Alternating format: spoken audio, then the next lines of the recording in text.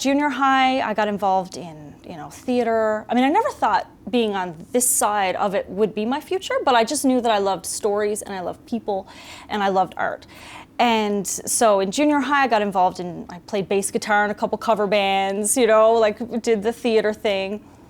And in high school, I took after school art classes and I was, wanted to be part of the school newspaper, which I don't think I ever did because I was also a bit of a procrastinator.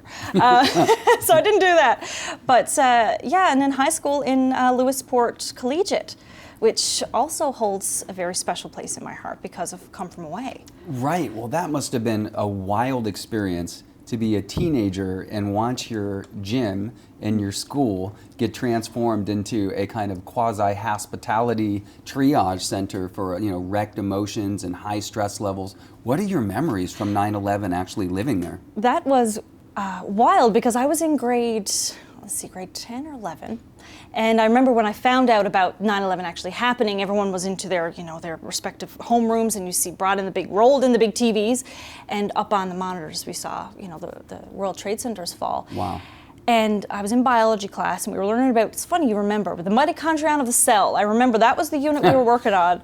And he just sat there, and we didn't know what the World Trade Centers were. And they said, this is the economy of, the heartbeat of the American economy and beyond.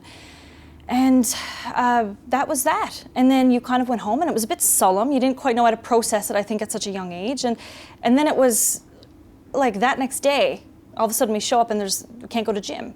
I'm like, oh, okay. And then the day after that, we don't have school.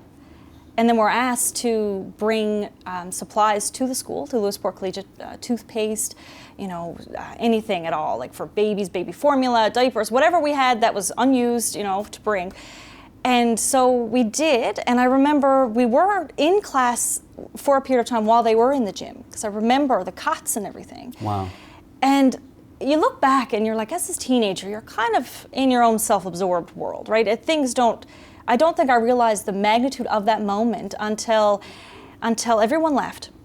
And this woman came back the next year, I think, and made this big announcement in our gym that she had created a scholarship for us.